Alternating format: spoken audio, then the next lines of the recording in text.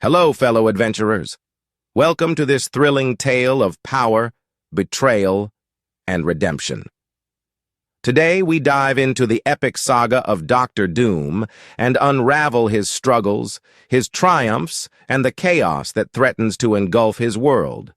If you're as excited as we are to see what happens next, don't forget to like this video and subscribe to our channel for more gripping episodes. Hit that notification bell so you never miss an update. Your support fuels our storytelling journey. Now, let's jump right into the action. Dr. Doom, Volume 1.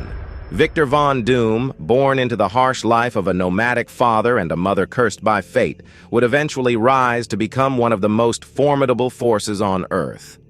With a mind that fused sorcery and cutting-edge technology, Doom took control of the European nation of Latveria, elevating himself to godlike status.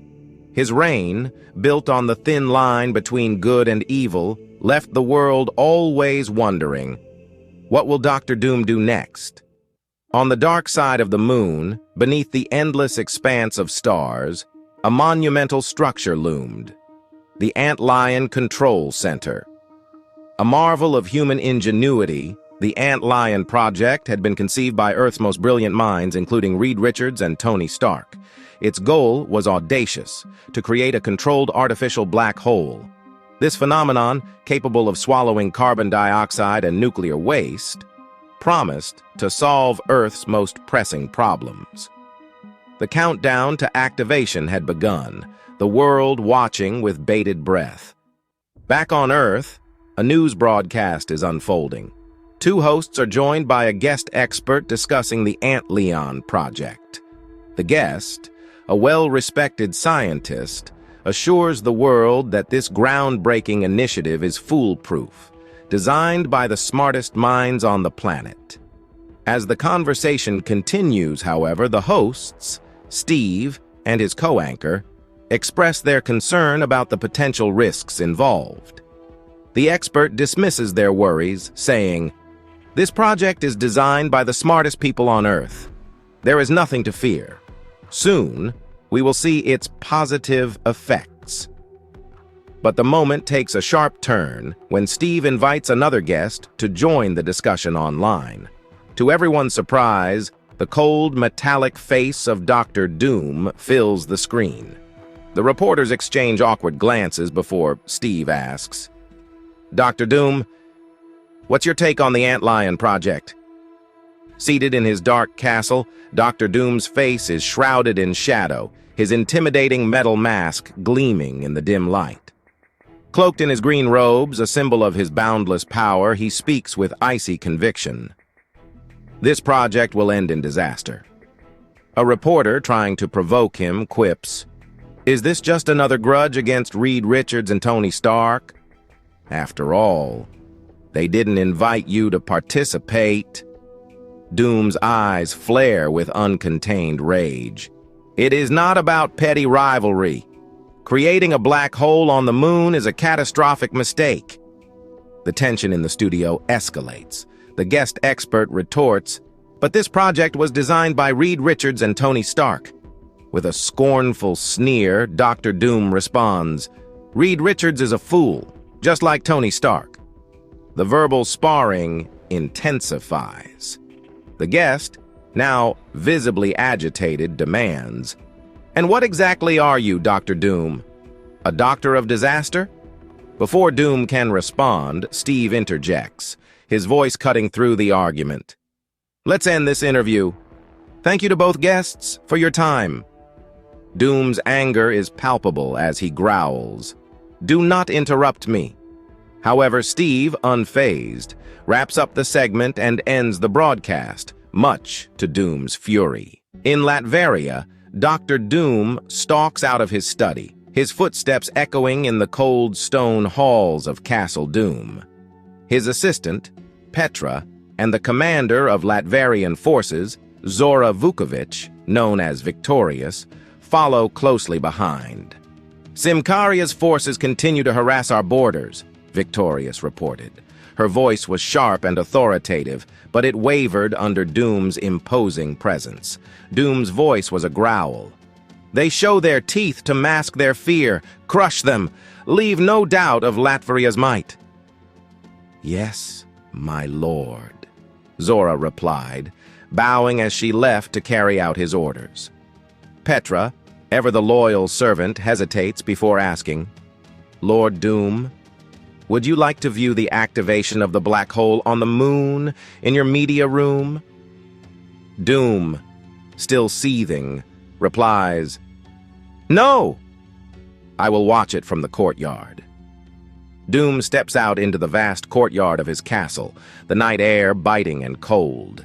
The moon hangs low in the sky, its pale light illuminating the dark, Gothic architecture of Castle Doom.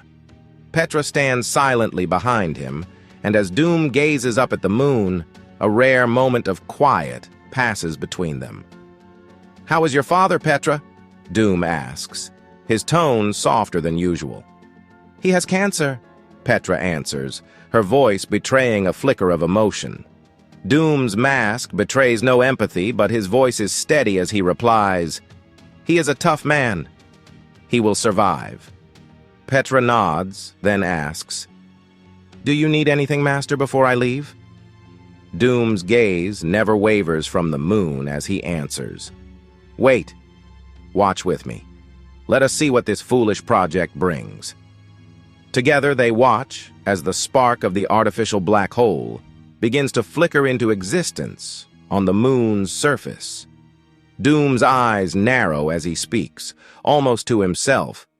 A black hole has just been born. Do you truly believe this will save the world? Petra, sensing the inevitable doom that looms, responds, "This will bring nothing but disaster." Doom's lips curl into a faint, grim smile. "For the sake of your children's future, I hope you are wrong." As Petra turns to leave, Doom remains rooted in place, staring at the moon, lost in thought. Later that night, as the clock strikes midnight, Dr. Doom is seated at his study desk, writing feverishly in his notes. The deep silence of his castle is shattered by the sudden loud whoosh of a teleportation device. In an instant, Kang the Conqueror materializes before him. Dr. Doom doesn't flinch as he finishes writing and sets down his pen. "I'm growing tired of your sudden arrivals, Kang," he says coldly. Kang looks around, disoriented. "Where am I?" "You're in my private room," Doom replies, his voice dripping with disdain. Kang's confusion deepens. "I was supposed to be in the Gauss sector of Remote Quadrant Zulu. Why's my teleportation off course?" Doom's eyes narrow as he considers the implications. "Too many jumps through time and space have damaged your device." Without missing a beat, Doom stands and pours wine for both himself and Kang. Removing his metallic mask, his disfigured face, scarred by years of painful memories, is revealed. Kang takes a long look at the face of the man who would rule the world. Kang's attention shifted to the large window that offered a view of the moonlit night. "We're in the early 21st century, yes?" he asked. "So why then? Is there a black hole on the moon? The sun hasn't even begun to die." Doom leaned against his desk, his tone mocking. "They've made a handmade black hole." The Antlion Project recognition dawned on Kang's face. "Ah, Antlion. I'd almost forgotten. A daring endeavor, one I've encountered across timelines." Doom's eyes narrowed. "And? What of its future? Does it succeed?" Kang swirled the wine in his glass, his expression thoughtful. "That depends entirely on this timeline. In some realities, the project achieves its purpose, a miracle of science. But in others," he paused, the weight of his words lingering, "it becomes catastrophe incarnate." Doom's lips curled into a grim smirk. "Every good deed births 10 bad things," he mused. Kang chuckled darkly. "Then perhaps it's better to do no good at all. No good deeds, No bad consequences. Doom raised an eyebrow, sarcasm dripping from his voice. You should relay that wisdom to those fools behind the Antlion Project. With a final, mocking chuckle, Kang teleports away, leaving Doom to his thoughts. The wine glass in Doom's hand clinks softly as he mutters to himself, "Until next time." Hours passed, and Doom prepared himself for rest. Music filled his chamber, a somber symphony that echoed through the stone halls of Castle Doom. The weight of the day clung to him as he retreated to his bathroom. The air was cool, and the faint scent of antiseptic lingered. Before the mirror, Doom unwrapped the bandages covering his face. He stared at his reflection, at the scars that defined his visage. It was not vanity that kept him hidden. It was the principle. The scars were a reminder, a motivator, but they were not for the world to see. Methodically, he rewrapped his face layer by layer until the scars were hidden once more. As he finished, Doom turned to leave, his footsteps echoing softly in the bathroom's tiled chamber. But then, he stopped abruptly, his mind overwhelmed by a sudden vivid vision. The artificial black hole created by the Antlion Project had spiraled out of control. The once small anomaly now devoured everything in its path. Lunar soil, rock, satellites, and even the faint light of stars in the distance. A chill runs down Doom's spine. For the first time in a long while, Dr. Doom feels a tremor of fear. The Antlion Project may not just threaten Earth, it may spell the end for everything. Weeks after the Antlion Project's activation, the air inside Castle Doom was thick with tension. Dr. Doom, tall and imposing in his trademark metal armor, strode down the dark stone hall, his footsteps echoing through the cavernous chambers. Petra, his loyal assistant, approached from behind, her voice breaking the silence. "My lord," she began, her tone respectful but firm. "Victorious and the Latverian army have successfully defeated the Simkarian forces at our borders." Doom's lips curled under his mask. "Excellent," he said with satisfaction. But Petra wasn't done. She hesitated before saying, "My lord, there is another matter. You must issue a statement, both to the international community and to our people, regarding the Antlion Project. The world watches, and your reputation is at stake." Dr. Doom's stride didn't falter. "I have nothing more to say," he replied, his voice cold and dismissive. Petra persisted. "But without a statement, my lord, they will think you were wrong. The world will question your leadership." Doom halted, spinning on his heel, his eyes narrowing in anger. "How was I wrong?" he growled. Petra, unflinching, continued. "Since the activation of the black hole, carbon dioxide levels on Earth have dropped by 20%. Global warming is being solved." Doom scoffed, his voice dripping with disdain. "I don't care what politicians and journalists think," he retorted, his voice dripping with contempt. "I rule with an iron fist, Petra. That's all that matters." As he turned to walk away, Petra was left speechless, struggling to understand the depths of his unyielding conviction. But what she saw next shocked her even more. Steve, the reporter from earlier, was hanging from the ceiling of Castle Doom's inner hall. His mouth was gagged with a goalie mask, and his hands bound in a straitjacket suspended by a thick chain. Doom eyed him with amusement, his voice dripping with sarcasm. "Good morning, Steve," he said. "Do you have any new news?" His tone was dripping with sarcasm. Petra stared in horror. "My lord! What is this?" But Doom had already turned, his expression darkening. "Wait and see, Petra," he said, his tone foreboding. "The Antlion Project will come crashing down soon enough." Without waiting for a reply, Doom exited the hall. leaving Petra to stare at Steve's bound figure in disbelief. Outside Castle Doom, near the still waters of a secluded lake, Doom stood in silence. He sought solace in the serene landscape, trying to calm his mind. He lowered himself onto a stone bench and began to meditate. The world around him faded as his thoughts drifted inward. Suddenly, his meditation was interrupted by vivid, haunting visions. He saw an alternate life, one where he was not a ruler, but a father. In this fleeting dream, Doom sat by the lakeside with a young boy, their fishing rods cast into the water. They smiled, laughed, and shared a bond devoid of power struggles or scars. For a moment, Doom felt warmth in his chest, a longing for a life that could have been. The vision shattered as the real world came crashing back. Doom's fists clenched, his mind refocusing. Such a life was not his destiny. Meanwhile, on the dark side of the moon at the Antlion Control Center, everything was going according to plan. Or so it seemed. But suddenly, an explosion rocked the facility. Back on Earth, Dr. Doom witnessed it all. His missiles, without his command, had launched from Latveria and obliterated the Antlion Control Center. His brow furrowed in disbelief. How? His missiles had been fired without his orders, and now he could already feel the weight of the consequences bearing down on him. This would end badly, he realized.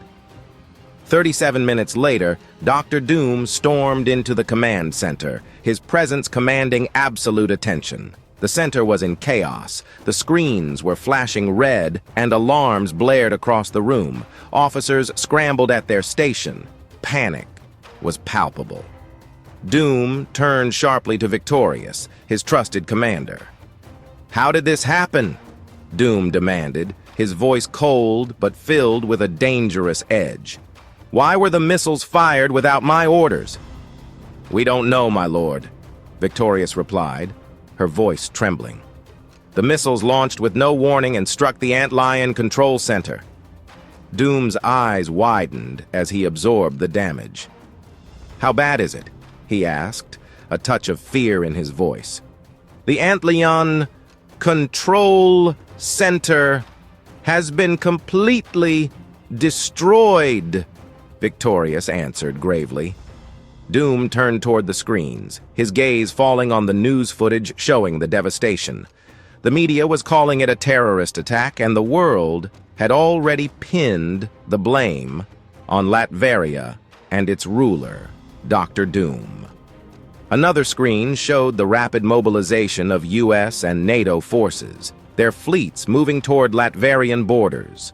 Doom turned back to Victorious, his voice tight with urgency. "How many active forces do we have left?" "What's the status of our air defenses?" Victorious's face was pale. "We have 3,000 troops, and all air defenses are disabled." An officer shouted, "The U.S. and NATO air forces have begun bombing our bases." Victorious replied grimly, "They're moving fast, my lord. NATO helicopters are heading toward us." Dr. Doom clenched his fists.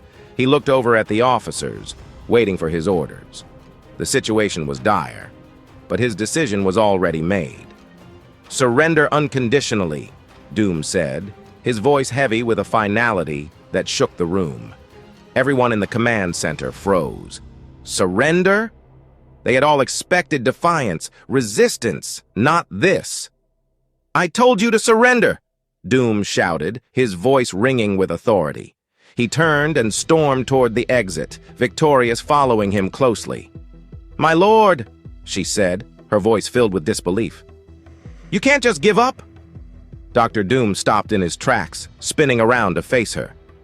"Listen," he said, his voice low and filled with a rare vulnerability. "The Americans will be here in an hour. They'll arrest me. You will be the Viceroy of Latveria now. You must turn the army over to NATO." Petra's eyes widened. "But my lord, I can't do it!" Doom stepped forward, his grip tightening on her shoulders. You always wanted to be a hero of Latveria, didn't you? He said, his voice sharp. Well, now's your chance. Petra hesitated, torn between loyalty and the weight of what Doom was asking of her. But my lord, tell me, was this attack your doing? How dare you ask me that? Doom snapped, his eyes flashing with fury. No, it wasn't me. With that, Doctor. Doom turned and walked away, his cloak swirling behind him as he disappeared into the shadows. 2 hours after the disaster, Dr. Doom stood on the balcony of Castle Doom, watching the horizon. U.S. and NATO helicopters are closing in like vultures, just as Doom prepared to make his next move. Suddenly, Joe Chapman, known as Union Jack, a member of S.H.I.E.L.D.'s special anti-terrorist forces, swooped in, launching a surprise assault on Doom. He caught the ruler of Latveria off guard, landing a series of blows on his armored body. Doom fought back, but Union Jack wasn't easily deterred. The hero grabbed Doom's cloak, trying to hold him in place, but Doom was faster, activating a powerful electric shock that sent Union Jack crashing to the ground. Just as Doom prepared to finish the fight, a sharp bolt pierced his shoulder, throwing him off balance. Agent Zero, another member of the anti-terrorist forces, stepped forward, a cold smile on his face. "Your time is up, Doom," he said. Furious, Doom activated the magnetic energy in his gloves, lifting both assailants into the air. He slammed them together with a sickening crunch before hurling them to the ground. "Get lost!" Doom snarled, his voice dripping with contempt. But Agent Zero, still on the ground, managed to reach his weapon and started to shoot at Doom. The bullets bounced harmlessly off his armor, leaving Doom unscathed. He retaliated, unleashing a powerful energy beam that sent Union Jack flying into a nearby wall. Then, Doom turned toward Agent Zero, releasing a beam of raw energy that threw the agent off the balcony. As helicopters hovered above, Doom walked to the edge of the balcony, his eyes fixed on the sky. He raised his arms high, knowing the end was near. "I want to surrender," he declared, and the episode ended here. The story would continue in the next thrilling chapter. Thank you so much for watching. We hope you enjoyed this exciting chapter of our story. If you loved the adventure and can't wait to see what happens next, don't forget to give this video a thumbs up and subscribe to our channel for more epic content. Make sure to hit the notification bell so you'll be the first to know when the next episode drops. Your support means the world to us and keeps these stories coming. Thanks again for watching, and we'll see you in the next video.